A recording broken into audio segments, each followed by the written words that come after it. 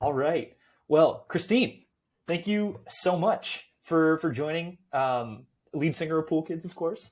Um, Really excited to talk a little bit about the album and the book club for music, the album club we've been leading as well. But really just wanted to start off by saying thanks for your time and congratulations on the release. I mean, um, I'm curious to hear how it feels to have the project out into the world, but people love it. So congratulations.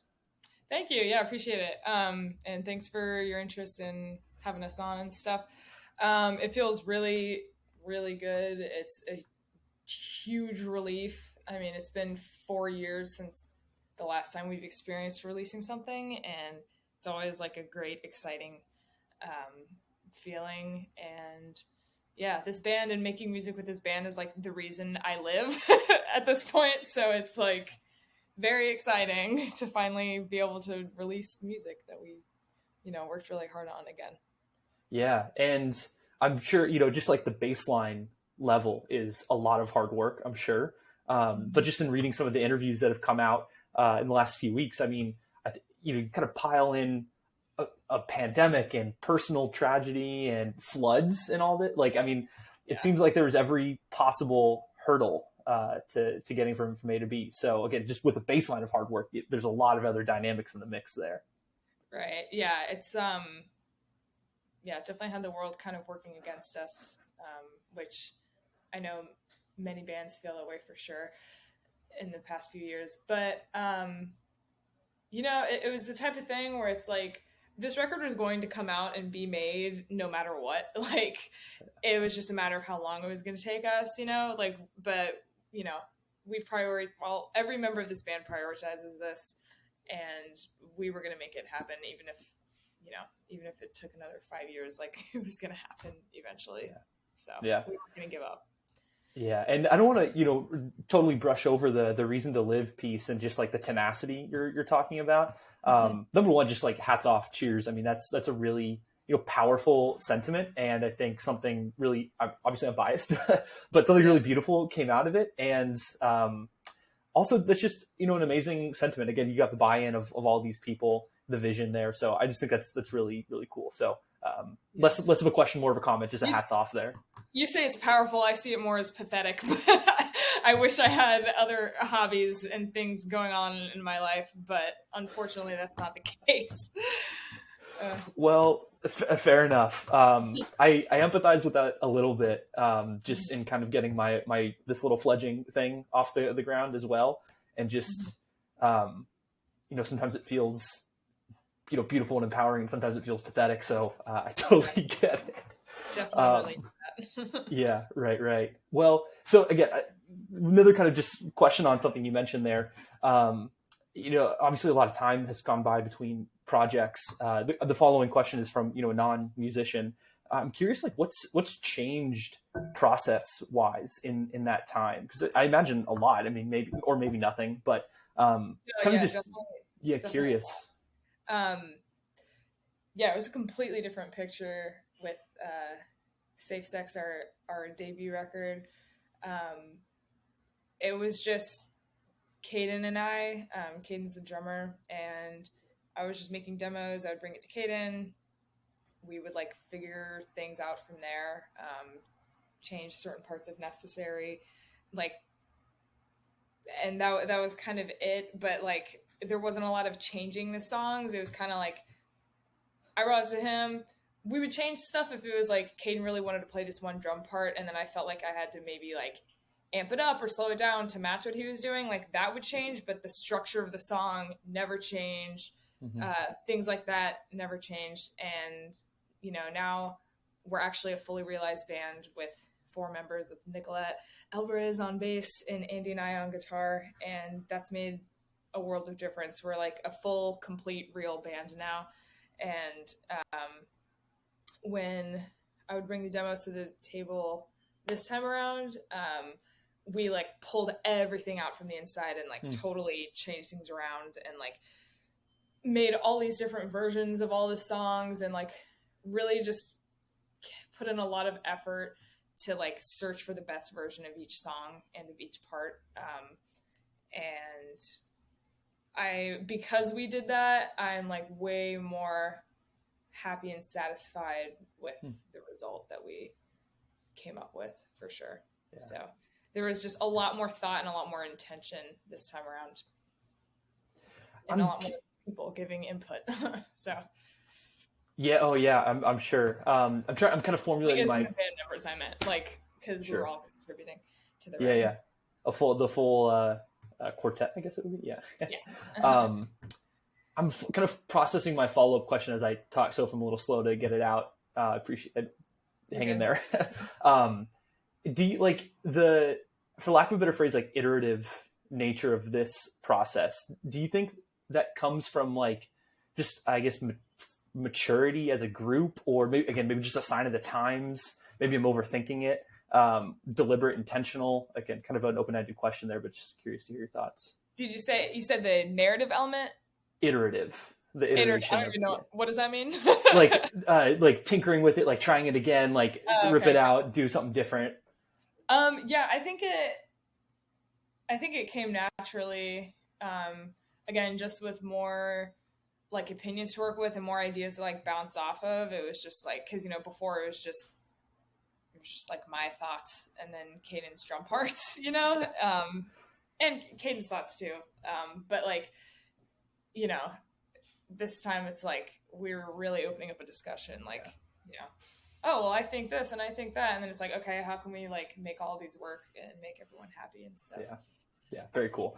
Well, speaking of, I guess, like input, I'll say, I'm maybe kind of jumping a little bit here, but again, I read one of the other interviews that came out about kind of the process of, growing as a band and making it out of, for lack of a better phrase, making it out of Florida. And I'm curious, as you kind of grew there, do you think the development came from just formulating my question here, there not being like a ton of other bands, like kind of just making it yourself and paving your own way, or were there actually like a lot of other musical influences there?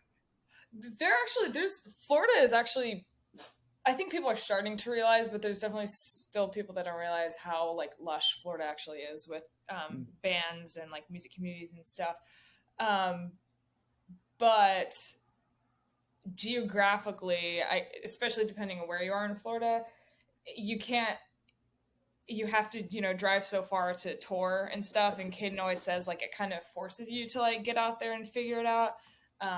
Sometimes it can have the reverse effect though, and bands like kind of aren't able to tour because they're like, how the hell are we gonna, rent a van and like how do we physically get out of here? You know what I mean? But I don't know. It definitely kind of forced us to like during school breaks in college, we were like, all right, here's the plan. Like, how the fuck do we get in, Philadelphia, like during this 2-week break? Like, how are we going to make it happen? And it really forced us to like put our heads down and figure it out for sure. I just a side comment. I went to school in Philly and went down to Florida once, and I did that road trip, so I know very well how how hard that is. Has everyone now relocated? Are you everybody in Chicago, or are people kind of still all over the place? Nicolette and I live in this apartment in Chicago together. Caden lives in Pittsburgh right now, and Andy lives in Melbourne, Florida. Got it. He's also lived in Phoenix for a couple of years, but now he's in Florida, and he's from like South Florida, like Miami. But now he has a house with his wife in Melbourne.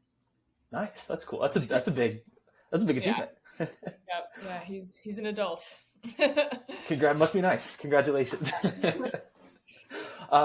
Okay, so maybe again, kind of lingering on the just like we're gonna figure it out dynamic. I'm curious to ask again, maybe a little bit of an open-ended question about like the bootstrapped nature of kind of maybe especially the early days, but whatever element that still holds in the band. And the intent behind that question is twofold. I think a lot of people can, I'm maybe projecting a little bit, but can empathize with, trying to balance other things, work, life commitments, etc., with like their passions. And I think, correct me if I'm wrong, but you've worked most of the time of getting these projects out. So I'd love to just kind of hear your thoughts on, Yeah, no, like, I still do. I have a full-time job still that has nothing to do with music. It's funny. Some people think like, oh, they assume like we don't like have like day jobs, and I'm like, are you kidding me? Like it's gonna be a long time until we can like quit our day jobs with this. You know what I mean? But yeah, it's just sort of a necessary evil unless you're like, lucky enough to come from a lot of money or something, which honestly, like, no judgment, like, I wish I had rich parents, you know what I mean? Like, if I did, oh my god, that would be amazing for the band. So no shade on that, if that's your situation, but the reality for most people, is that you have to work and bust your ass with these shitty wage jobs that treat you like shit, and you have to like force yourself to have the energy to work on your creative stuff on the side, and it's a real struggle. Like, it's honestly right now, I'm like, this week I've been struggling with it, thinking like, oh my god, I just don't have energy at the end of the day after working a full day to work on Pool Kids stuff. Like, what am I gonna do? I don't know, but I ended up having to like take my brother's Adderall on weekends and stuff to like muster up the motivation and like energy and stuff to finish writing this record, because I pretty much can't, like, when I get home from work, I can't do anything Pool Kids. Like, I can't write, I can hardly answer like emails. I'm like shut off for the day. So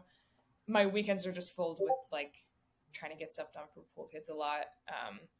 But then I'm exhausted on the weekends because I just worked a 40-hour week. So then it's like, I don't know. Adderall like made this record happen for sure. Because then I would just take an Adderall and then everything was right with the world, and I could get a bunch of stuff done and finish writing, the record. So I guess easy. that's my advice. I won't ask for, but yeah.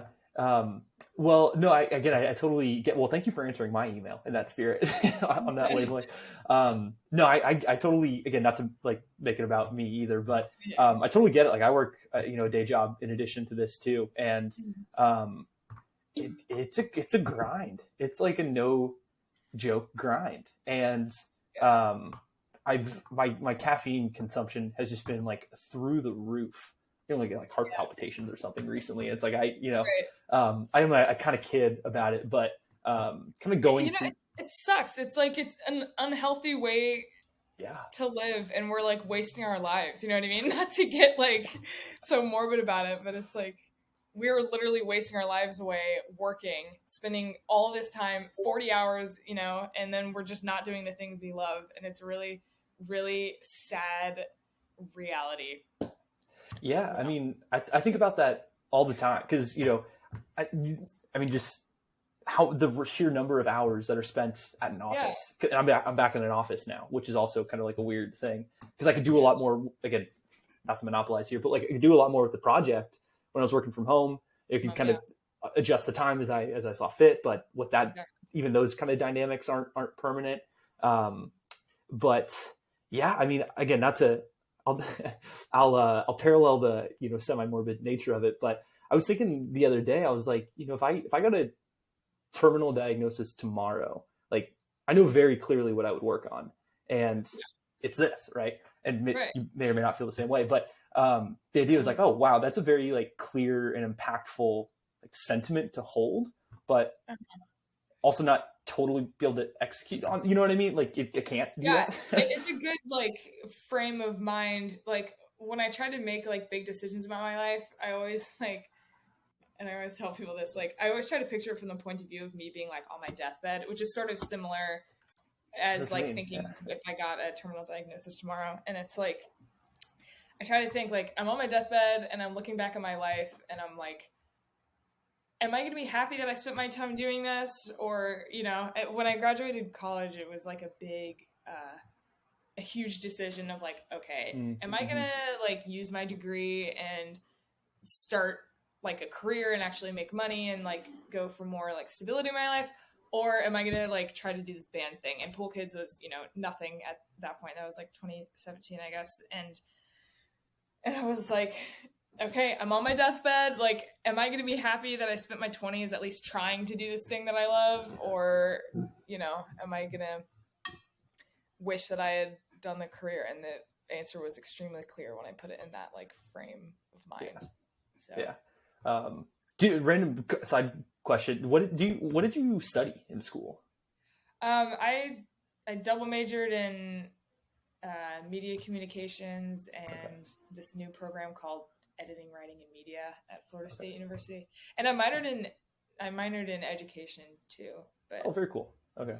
yeah, I was that curious was if it was. Oh, sorry, cut you off. Go ahead. Okay. education wasn't a passion or anything. I just was just like, oh, maybe I'll teach so that I can tour on the summers, and then I didn't realize that touring on the summers is like not enough. Like I have to tour like all year. So Got it. Well, before you clarified, that made a lot of sense in my head too. So, yeah. did any of like that coursework actually help? Because I think correct me if I'm wrong. You're in marketing now, right? Like, does that help with kind of the promo of the band, or are you like still learning it all as you go? No, my degree is useless. It did nothing but give me a fuck ton of debt. No, it has not helped at all in my life. Yeah, I get. I School's was a an scam. econ It's a major. fucking scam. I wouldn't say I regret it because it got me into college radio and that's what started the band. But yeah, nope, definitely not using anything that I learned, which is a damn shame. But Yeah, I mean, it helped me get my day job. yeah. No, I mean, I get it. I think about it all the time. Like I don't know. I go back and forth. Like I don't know if I would not realistically go to school again, but I've definitely gravitated away from like my degree, and I'm not like formally Yeah, based there. But also, it yeah, feels like again, just kind of reflect. I reflect on that sometimes. It's like I don't know if I could like in good faith not go to school again. Like it looks different now, but I'm sure it was anyway. There's like a lot of existential musings that go into that, but it's a long-winded yeah, way of saying I get what you're saying. yeah, yeah. um, so, and I think I can't remember if you mentioned this or if I again just pulled it from an interview, but one question I like to ask is, for someone who's aspiring to be where you are, right? So like putting out music, maybe working, maybe not working, but getting in Vanity Fair and whatnot. What advice would you offer them? And I think like the behind that question a little bit is I know you've talked about representation. I think the band was Chastity Bell. That was Yeah. big for you. So just curious if you have any thoughts speaking to Yeah, the next generation. yeah. Definitely one of my biggest pieces of advice I would say is you can't like wait for things to come to you, sort of, which is a reasonable thing that I think some people go into this thinking. They think it's like, oh, you make the songs and then you just like wait to, you wait for someone to ask you to go on tour, or you wait for whatever to happen or this thing to reach out to you. And it's like, that's not like, well, for some people, that's certainly how it happens, which is amazing. But, um, you know, when Pool Kids started, like, no one was booking us really. Mm-hmm. Like, and instead of waiting for someone to book us, I was like, we're a band, we need to play shows. No one's booking us, so I'm gonna start throwing shows in my backyard, and I'm just Cool. gonna book us on the shows in my backyard.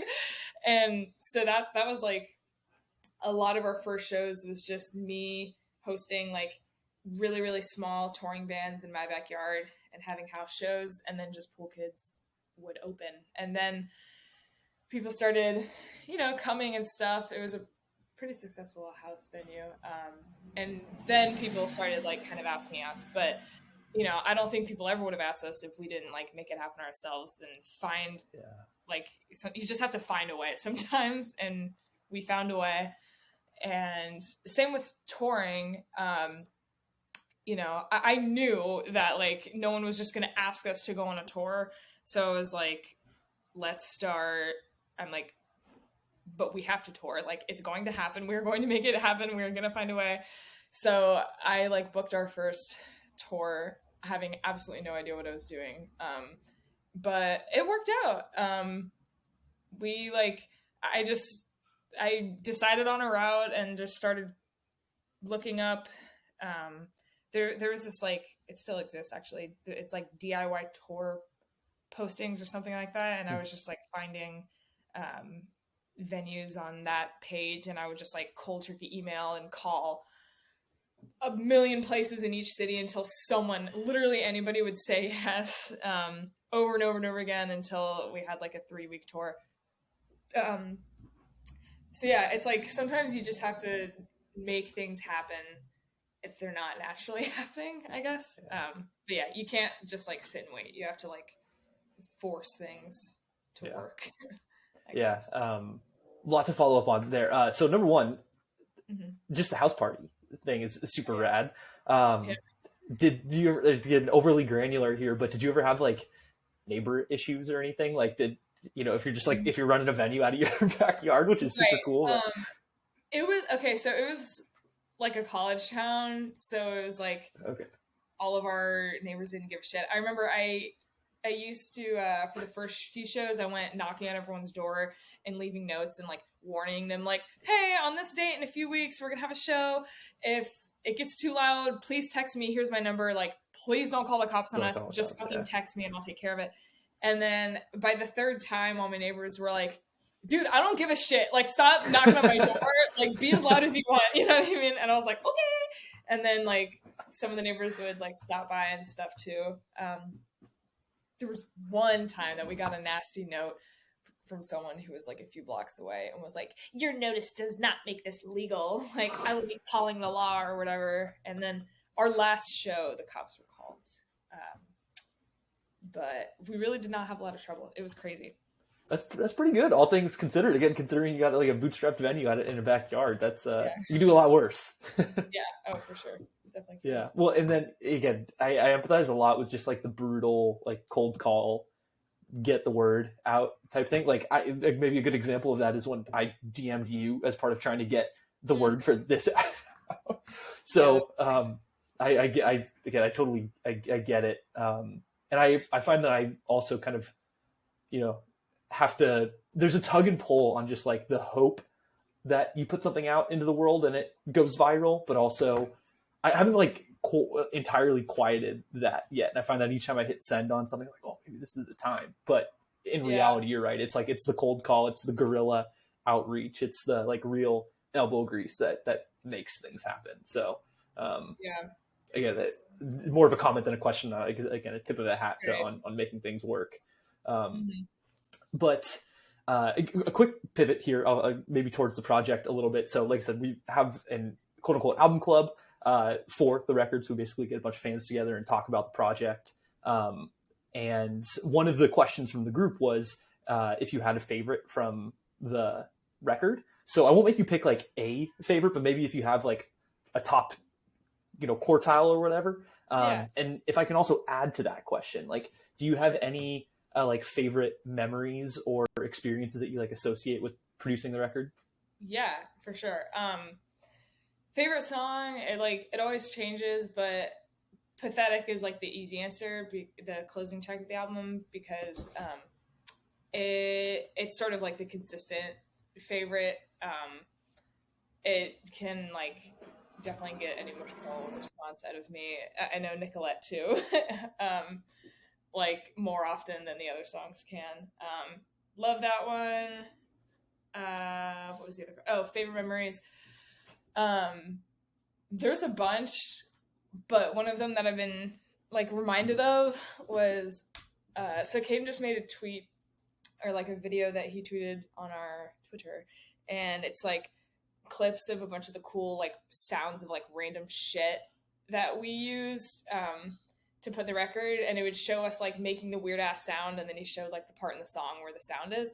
And it reminded me of when Caden had like a hand cam that he was like recording random stuff, like behind the scenes stuff with while we were making the record, and we were doing the intro to Comes in Waves, and he like opened the camera, and whenever you open it, it makes this little type noise, and he opened it, and I'm pretty sure him and the producer both just like looked at each other because they realized that the was in the same key as the song, and Mike the producer was just like, it's in key, like it's in the key, and then we were like, oh my god, and then we like sampled it or whatever and like played it back, and it worked so well, and it's in the song. If you listen to the intro, you hear like with like a reverb trail. And we all it was just such a fun moment. And Nicolette has a video of it too that I definitely want to tweet at some point, because it's everyone like freaking out, and then I'm like, oh my god, and it was just fun. And there was a bunch of moments like that, but that one was like recorded, so it's easier to remember. Yeah, that's so cool. Very much the little things. I don't. Maybe I get a kind of another thing that popped up on a feed. I think it was Twitter. Was there's a video of like the claps, like a throwback to working in a shop and someone sends you a track and it'd be cool to clap. Anyway, it looks like another cool throwback that I as a fan I got a kick out of. So I'm sure there's a whole bunch. But I think I was living in. I don't know if I was still in Tallahassee at that point or if I had moved to Pensacola. But yeah, Caden was still living in Tallahassee when that video was recorded. Feels like ages ago. Yeah, I'm sure another light. Yeah. Well, coming up on the end here, I'll make sure I keep you on schedule. But again, a couple questions I like to ask consistently. So part of the premise of the album club, there's a couple, but number one is, every body of work is someone's favorite. So that's like kind of where I approach these kind of group discussions from. Mm-hmm. And the question I like to ask is like, is there anything you would recommend fans or listeners keep in mind or ask themselves when listening to the project in order to connect with it on a deeper level? Okay, wait. So was the first question like album favorite? Am I misinterpreting that? Like more just like a level set on like the premise of the group, from like an appreciation standpoint, everything is someone's favorite. So from there, I like to ask, like, is there anything you as like the maker of the music, would recommend someone keep in mind or, ponder or ask themselves, etc. Like while listening to our record? You know what? I actually don't know about that. I feel like, okay, someone one time asked like, what like vibe or mood do you feel like the world of this record lives in? And I was like, it feels just very like reflective, like, again, not to bring up the deathbed thing again, but I feel like I'm just like on my deathbed reflecting back on my life. So I guess, I don't know, just vibe out and like reflect on your life and all the decisions you've made and the people you love, and just like life flashing before your eyes. Just like reflect on yourself and your life. That's a great answer. Yeah. Yeah. That'll do. And another kind of, again, not specifically related to the album, but another question I like to ask. So I'm working on this ongoing like piece, if you will, of your favorite artist's favorite record. So I'm wondering, you don't have to speak for the band or anything, of course, but like, what's in your pantheon of no skip albums? Gotcha. So, like, okay, see, that's the question that I thought, I was confused because I thought you were asking that question. And I was like, pulling my answer because I was ready. Okay, so there's this band called Search the City that, like, I feel like I've never met someone that knows this band, and I would love to discover someone, because this is like my fucking record. It's called Search the City. The album is A Fire So Big the Heavens Can See It. And for some reason, I discovered this band in like 2009, and it's so unlike anything I listen to. Like, I'm really like not into pop punk at all, and this is the most like pop punk like bullshit ever. But for some reason, it just is so ingrained in me, and it's so nostalgic for me, but also just good. And like, I know all the words, and it's just, I just have listened to that probably more than anything, other than Pink Floyd, Dark Side of the Moon, and The Wall, and Animals. Honestly, huge Pink Floyd person forever. Yeah, I would say those are probably the albums that have like shaped me from like a young age on. Nice. Okay. And coming at in just almost that time here, what should fans keep an eye out for? So other project tour dates, anything you want to plug, now's a great time. Yeah, we have dates with the Mountain Goats, 3 shows. They're on our Instagram. I'm trying to pull it up, but I don't have it. That's in September, like the 3rd week of September. And then we have Origami Angel, which is October 14th. through November 19th. That's like a full US. So, yeah, come see us at those Origami Angel shows. We will be in a city near you. Sweet. All right. Well, any last thoughts? Anything I should have asked about but didn't? Anything we brushed over that you want to add to the mix before we go? No, I think we're good. Nailed it. All right. Well, we certainly covered a lot. Yeah, definitely. The foundation, existential crises. Yeah, for sure. Recommendations. A lot of ground in 30 minutes. So, yeah. Anyways, I know your time's valuable. I know you got a lot going on, important, people banging at the door. So thank you so much for carving out some time.